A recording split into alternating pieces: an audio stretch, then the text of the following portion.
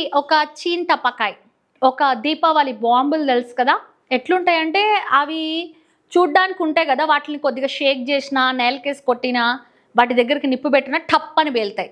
So Sonia Singh కూడా అంతేనండి. బాబోయ్, చూడ్డానికి అందరు అనుకున్నారు అమ్మాయి చాలా బాగుంది, క్యూట్గా ఉంది, చాలా అందంగా ఉంది కదా, తాట తీసేస్తుంది.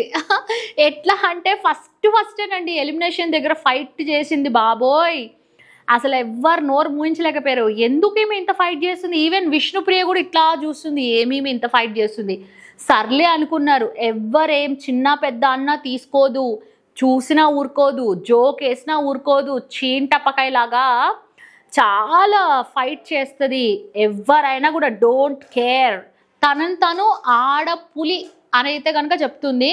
అంటుంది కూడా, ఈ ఆడపులిని మీరు టీంలోకి తీసుకోవాలంటే మీరు భరిస్తారా, అది ఇది అని చెప్పేసి. నిజంగా చాలా రఫ్ అండ్ టఫ్ ఇచ్చి పడేస్తుంది, అందరితో ఫైట్ చేసేస్తుంది. ఇప్పుడు చూడండి, బిగ్ బాస్ అనేది ఆ హౌస్లో మాత్రమే ఉంటుంది. అంటే బయట జనాలతో మనకి ఎటువంటి కాంటాక్ట్ ఉండదు.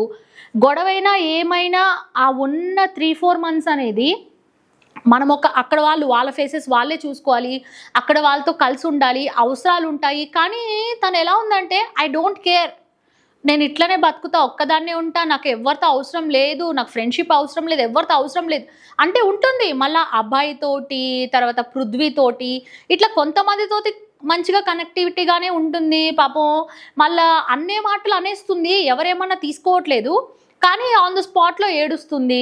సో అలాగా బాగానే ఉంది. కానీ ఫైట్ వస్తే మాత్రం చాలా టూ మచ్. ఆమెకు ఆకలి ఎక్కువ అనుకుంటా, ఆకలికి అసలు ఆగలేదు అనుకుంటా. ఫుడ్ విషయంలో ఎవరన్నా లేట్ చేస్తే, అది బేబక్క కావచ్చు, ఎవరైనా కావచ్చు. అంటే ఏంటంటే, ఇప్పుడు ఈవెన్ నేను ఎవరైనా ఉన్నాం కదా, ఎదుటి వాళ్ళు ఏమైనా మిస్టేక్స్ చేసినా, ఎదుటి వాళ్ళ బిహేవియర్ నచ్చకపోయినా, వాళ్ళ మొక్క మీద చెప్పాలంటే మనం ఎక్కడో కొద్దిగా ఆలోచిస్తాం, వాళ్ళు ఏమైనా ఫీల్ అవుతారా, అసలు మనం చెప్పాలా వద్దా అని. ఆమె అట్లా ఏమున్నా మొక్క మీద చెప్పేస్తుంది అట్లా టపాటప్ అని చెప్పేసి. అమ్మో, ఇట్లాంటి వాళ్ళతో అయితే చాలా కష్టం. మరి సోనియా ఉంటుందా, పీక్తుందా చూద్దాం.